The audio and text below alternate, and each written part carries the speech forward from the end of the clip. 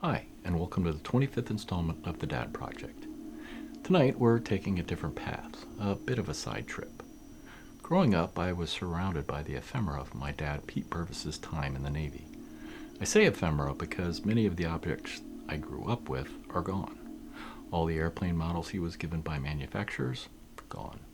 His squadron plaques, I have the metal insignias, but the wood plaques, gone.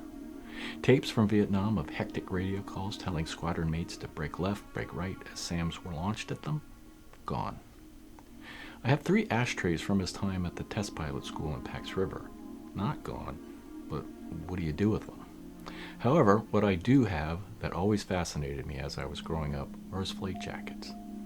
After he died, as I went through his stuff, desperately trying to find them, I opened one last box and jammed in his musty flight bag were the 3 flight jackets and a few flight suits. 3 separate cloth and leather biographies, 2 short stories, and the leather G-1 that tells it all. The short stories are for later and the G-1 for tonight. The leather flight jacket pretty much sums up the military pilot to John Q, in no small part thanks to Tom Cruise and Top Gun. But as you might suspect, that image came well before Maverick killed Goose. So, let's dive in a little deeper. But first, you know the drill, let's listen to Orson Welles recite John Gillespie's High Flight. Oh, I have slipped the surly bonds of earth and danced the skies on laughter's silvered wing.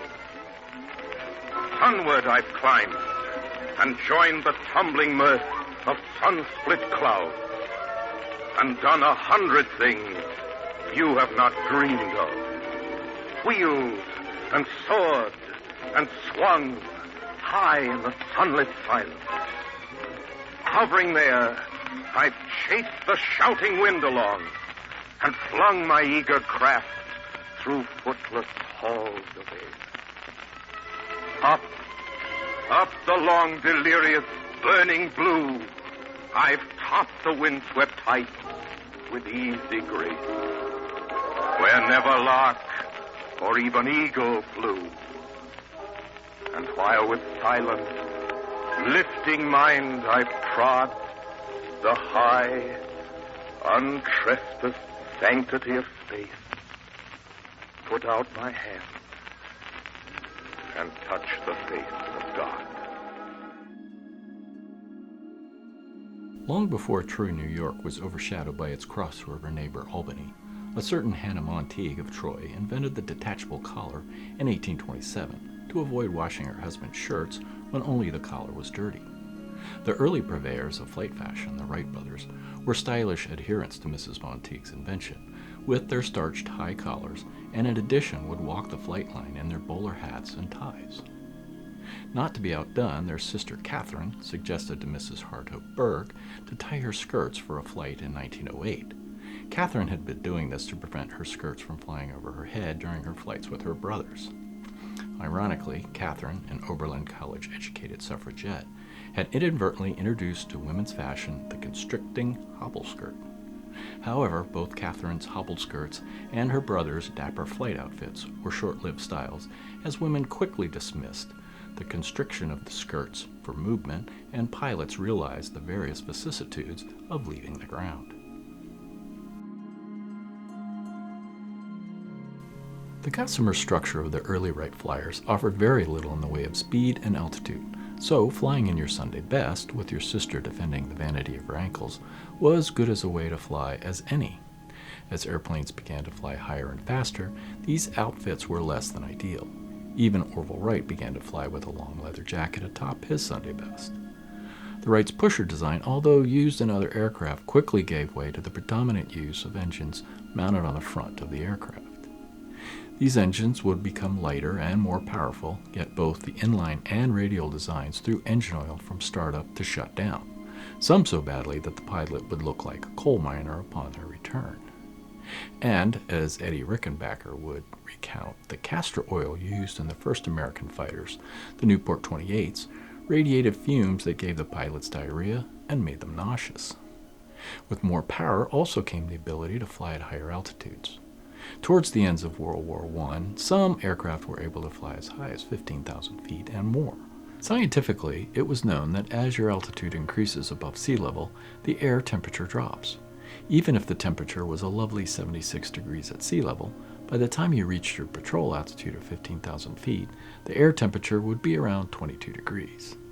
As pilots experienced what was scientifically known, the Army formed the Aviation Clothing Board that looked to address the situation and standardize the required flight jackets, suits, headgear, and goggles. It would be through these early design efforts and the inevitable ability of aircraft to reach higher altitudes and speeds that would lead to a plethora of pilot and crew clothing. The main necessity for pilot protective clothing would be to combat the cold. Throughout the Great War and well into the 30s, fighter aircraft had no canopies, so the pilot would be exposed to the elements. For the American pilots of the 94th Aero Squadron in the Great War, it would be a one-piece fur-lined teddy bear suit with a matching fur-lined flying helmet. As squadron member Rickenbacker awaited his first opportunity to fly over enemy lines, it would take him 10 seconds to don his teddy bear suit, flying helmet, and goggles to be ready to fly wing for Major Lufberry, the reigning American ace. As he recounted in his memoir, Fighting the Flying Circus, never before did I realize how seductively cold death beckons a pilot towards his first trip over enemy lines, and that by the time he had gotten to his patrol altitude at 15,000 feet, the bitter, numbing cold which always prevails at these altitudes was by this time an old and familiar experience to me. The cold would continue to dominate the design of flight gear for combat flying until the end of World War II, particularly for bomber crews. Allowing for heating systems in fighter aircraft was a relatively simple exercise, as the engine heat could easily be drawn off to warm the pilot. For bomber crews, the circumstances were very different. The structural frame of both the B-17 and B-24 was draped in an aluminum skin that was anywhere from 0.032 to 0.08 inches thick. It offered very little protection from either flak shrapnel or gunfire. The terror and horror of fighter attacks and aircraft fire cannot be understated, but the same thin aluminum skin that did little to protect the crew from these attacks did nothing to stop the cold. The World War I biplanes that were straining and wheezing to reach and stay at 15,000 feet were replaced in World War II by bombers that would typically cruise for hours at 25 to 30,000 feet. At these altitudes, the air temperature was often 50 to 70 degrees below zero. The Great War-era teddy bear suits were replaced with layer upon layer of clothing. Silk-long underwear to be covered with the F-1 Blue Bunny electric heated suit, topped off with the B-3 fur-lined leather coat, pants, gloves, and a fur-lined soft flying helmet. Without the electric heating element, this combination could barely do the job, and tragically, one or two crew with a failed electrical element would not scrub a mission. Frostbite and crew members freezing to death was a considerable and concerning problem early in the bombing campaigns over Europe. These winter weight flying suits set the bomber crews apart, but it would be the summer weight flight gear, one piece in particular, that would define and express the youth that was being expended to win the war. The military specifies everything. The specifications written up for weapon systems as well as pens and pencils are daunting multi-page documents that detail every aspect of the expected product. Flight suits, flight jackets, goggles, gloves, everything that made up our bomber crew's outfit was no different, and tucked into that stack of specifications was the U.S. Army Air Force's Class 13 catalog that listed a garment as Air Corps Specification Number 31-1415 and Drawing 94-3040 were issued in 1930. It specified a jacket that was to be made of horsehide leather and spun silk lining, full leather collar and interlocking fasteners instead of buttons, and knitted wool wristlets. Production would be approved on May 9, 1931. The A-2 jacket was initially awarded to Army Air Force officers after completing their basic flight training and would be exclusive to the officer corps until early in the war, when they would also be made available to enlisted air crews. Being a piece of flight gear, what could be attached and displayed to the jacket was strictly regulated. Typically, the current squadron patch, the officer's name, and the air force they were attached to. If not for the Second World War, and the mighty 8th in particular, the A-2 would be just another footnote in a long list of flight gear that came and went. The 8th Air Force in Europe lost more men than the entire U.S. Marine Corps did in World War II. The first bomber crews to arrive in England in 1942 were expected to fly 25 missions, whereupon their tour of duty would be over. It quickly became apparent that living to fly 25 missions were long odds. The first bombing mission flown by the mighty 8th out of England would be in August of 1942. The Memphis Belle, the first 8th Air Force bomber to complete 25 missions, didn't accomplish this until May of 1943. By that time, hundreds of bombers had been shot down, and thousands of airmen dead, wounded, or captured. The math was cruel. During 1943, only about 25% of 8th Air Force bomber crews would complete their 25 mission tours. In other words, the other 75% were killed, severely wounded, or captured. A popular saying at the time was that to fly in the 8th Air Force was like holding a ticket to a funeral, your own. Peacetime armies and air forces are hidebound operations constricted by the expectations of spit and polish. When that peace is broken and the realities of combat set in, things like unit cohesiveness and morale are difficult to maintain. In the case of the early operations of the 8th Air Force, the difficulty teetered toward the unmanageable. USO shows, 30-day leave, decent mess chow, and a blind eye to behavior that would normally have serious consequences were all in hopes of lifting the aircrew's very tenuous morale. Two things, however, stand out from the rest of these efforts. The first being nose art. During the darkest days of the 8th Air Force, the admonitions concerning decorating and personalizing aircraft were put aside, and other than banning nudity towards the end of the war, it was allowed to continue until the end of the war. Towards the end of the movie, The Best Years of Our Lives, Dana Andrews wanders anonymously through a boneyard in an unadorned A2 flight jacket.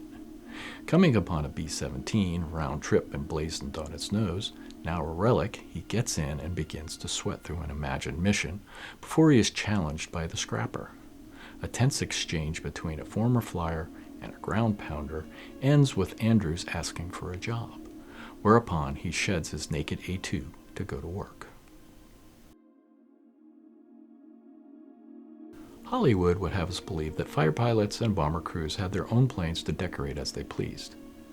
As Ira Aker and his staff in the 8th Air Force had already done the gallows math to understand the reality of survivability and arrived at the near impossible tour of 25 missions, they had loosened the constrictions, as just mentioned, on decorating personal mounts as part of an effort to raise morale and unit cohesiveness. The pilots and crews were able to fly their own decorated aircraft as often as possible, but the availability of pilots, crew, and aircraft would just as often have them in a different aircraft. What they did have that always identified them and their aircraft was their A2 leather flight jackets that were then being issued to officers and enlisted flying crew alike, their second skin. That Dana Andrews' A2 was unadorned could only mean that he, like most others, had dutifully returned his issued A2 to the quartermaster to be scrapped just like his aircraft. While the Army Air Force was having a time of it with their leather A2s, what about the Navy? For the Navy, it would be a similar leather jacket with a Mouton fur collar that would later be known as the G-1. Like the earlier Army Air Force dictates, the Navy had a policy of no adornment on G-1s, and it must be remembered that these jackets were issued as flight gear and expected to be returned, so having no adornment shouldn't be considered unusual. The Navy would eventually allow for limited attachment of squadron patches, but nothing like what was to come. But this was an exception and not a rule. By 1943, the Army Air Force had stopped production of the A2 in favor of a cloth flight jacket, and soon after the war ended, A2s were no longer issued, and the new Air Force returned to a policy of limited adornment of the new flight jackets. The Navy, on the other hand, continued producing and issuing the G-1s to its pilots, and its Jekyll and Hyde existence proceeded from there. The difference between flight gear and a uniform might seem a minor difference, but for the G-1 it may as well have been separated by the Atlantic Ocean. Soon after the Second World War, it became common for G-1 jackets to be decorated with patches from a pilot's career. The patches began to run the gamut from aircraft flown, the number of aircraft landings or total flight hours, to deployments or cruises carried out on certain ships. These cloth bound biographies were and are very impressive, but the absurdity of these jackets, being flight gear and not uniforms, is that they were relegated to the flight line. That meant they were to be left in squadron lockers when not in use, and under no circumstance to leave the base. The Marines that guard base gates are well aware of any number of regulations that affect who and what can come in or leave a base. To disregard any of these regulations comes at the peril of officer and enlisted man alike. Before the early 90s, when the G-1 finally became part of a uniform, anyone caught trying to leave base wearing their G-1 would be sent back to the hangar or, at worst, have the jacket confiscated. I can't say if my dad ever tried to wear his G-1 off base, but I don't ever remember him wearing it. But I was well aware that he had it, and perhaps through osmosis, I never even tried it on, or heaven forbid, wore it out the front door. Although my sister did.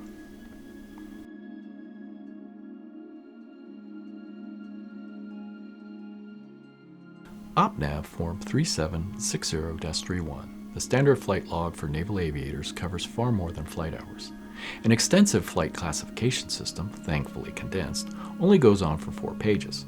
Several pages for qualifications and achievements, 4 or 5 pages for summarizing pilot time by month, model, etc., a page for an accident and flight rule violation record, the flight time by month, and several pages for the flight clothing record. Obviously, for tonight's effort, we are looking at the clothing record, in particular the jacket, leather, intermediate box. July 1st, 1958, he is issued a leather flight jacket at Pensacola with a slew of additional equipment. It looks like he dutifully returns nearly all of it, including the leather jacket, at least his flight log seems to note this, following his tour aboard the USS Randolph. Upon his arrival at Miramar, it would seem he was again issued a G-1, but I think these jackets are two in the same. After a bit of sleuthing, his G-1 is the result of contract DA-36-243-QM CTM 2134, awarded to the L.W. Foster Sportswear Company Incorporated in fiscal year 1958, the year my dad received it. Not to say that he couldn't have been issued another jacket from the same lot, but by 1966, at least 6 other contracts had been awarded. We'll assume that they are the same jacket, so let's carry on. Any Navy junior who has any interest in their parents' military career and is worth their salt takes it all in. As I mentioned at the start, this includes the ephemera that goes with their careers: plaques, commendations, medals, and in my case, their flight gear. What I have with his G-1 flight jacket is, in a sense, an obituary. The way he wanted his military flying career to be celebrated and remembered, which raises as many questions as it answers. The earliest picture I have of my father sporting his flight jacket is from the USS Wasp's ship's newspaper, as he was dutifully posed for a candid photograph in front of his plane wearing his still relatively unblemished G-1. It was probably a bit stiff as he kneeled down to fit a young boy with his Mae West, the boy's sister doing her best to hand over his heavy flight helmet to her brother. Being only a year out of flight training, we can only see one patch on his shoulder and his name tag peeping out from behind the boy's head, his academy head knocker firmly in place. For the life of me, I can't figure out what the patch represents. He was assigned a VS-32 that was attached to the USS Wasp as part of ASW Task Group Bravo, homeported at Quonset Point Naval Station, but it doesn't seem to recall any of it. Whatever that patch was, it's gone, and in its place is a beautiful patch from the USS Wasp. It's once bright yellow, now patinaed with over 60 trips around the sun. But only several months later, a fire aboard the Wasp found my father and his squadron mates hurled back in time as they were transferred to the last straight deck carrier in the Navy, the Lake Champlain. Fast forward 9 years. On the 3rd of January 1968, my dad was part of a large strike group that consisted of aircraft from the Coral Sea and the Kitty Hawk that were targeting bridges near Haiphong. After hitting his primary target, he pulled out to the right to avoid the rest of the strike group, and that put him directly over Haiphong, where he took a 37mm round in the tail feathers of his right-hand engine. This would be the only damage he would take in his 100 trips over the beach. And thankfully for us, he took pictures of himself, a death-defying smile on his face, pointing out the damage while wearing his flight jacket. With close to 9 years since his last picture, we can see that the Wasp patch now adorns the right sleeve, while a beautiful patch from the Lake Champlain adorns the other. Just beneath the WASP patch, just peeking out from under his collar, is a patch for the F4, and it is reasonable to think that VF-151's squadron patch is below that. Finally, beneath his name tag is a patch from the U.S. Naval Test Pilot School. I can't say if there were any patches on the back of the jacket, but what we can see is the story he was telling anyone who took the time to look while off the beaches of Vietnam. Fast forward to now. When I went to find his flight jacket, I was sure it would be hanging in a sacred spot, lit with a heavenly glow, maybe even protected under the 4 clear walls of a display case. But no, as I mentioned earlier, it was jammed in a very musty flight bag with several other pieces of flight gear. Moreover, it was not the flight jacket I remembered. The menu had changed, so to speak. The once beautiful Lake Champlain patch had been removed, saved, and now horribly faded to give way for a Tomcat flight test patch. Very new and definitely not having seen the light of day, perhaps ever, but this was the acme of his flight career and deserved its shoulder location. Below that twin-tailed cat is the ubiquitous patch that adorned every Vietnam flying vet's jacket as proof of a membership to the Tonkin Gulf Yacht Club, and other than denoting one of the most dangerous yacht clubs to belong to, a beautiful piece of design. 3 other patches give innocent reference to his time in Vietnam. Below the WASP patch is a patch that marks 100 arrested landings on the Coral Sea. If not for his membership in the yacht club, you may overlook the fact that those were return flights from 100 combat missions. On the right pocket is a patch commemorating his time on the 1968 Far East cruise aboard the Coral Sea.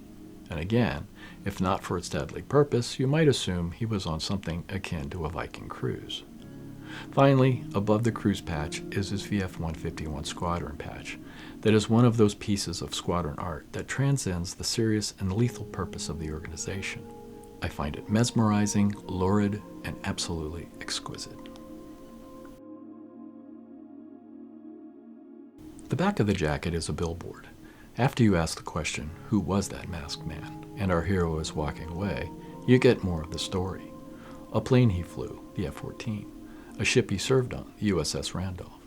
A squadron he served in, the S-32. The branch of the Naval Air Test Center he served in, service test. And one patch that seems he would have given a more prominent position on the jacket to, the skyhook patch. This was a project he spent 2 long years managing and test flying for. The final project report is book length. Although never adopted for its intended purpose, pilot rescue, or at least that was the cover story, the system did find its way into the recovery of covert operators. But then there were aircraft and programs he was involved in that didn't even make it onto the jacket. The F-8 made it with a new patch on a pocket, while the F-8 squadrons he was in were nowhere to be found. The P-2V, the P-3, the A-4, the A-6, nowhere to be found. The nice big X above his name tag is an homage to the Society of Experimental Test Pilots, which he gave years of volunteer service to and was honored as a fellow in 2013. He was just as proud of that as he was with any particular plane or program. It recognized his distinction in experimental flight testing, particularly for his part in the Skyhook and F-14 programs. Like any autobiography, what is left out makes you wonder. But this beautiful leather-bound testament to his flying career says exactly what my dad wanted it to say. Well, this ends our short journey into the Navy's world of fashion. Many of my past installments go into the history and stories of the patches that decorate my dad's G-1, so have a look at those if you'd like to learn more. And until next time, thanks for joining me for the 25th installment of the Dad Project.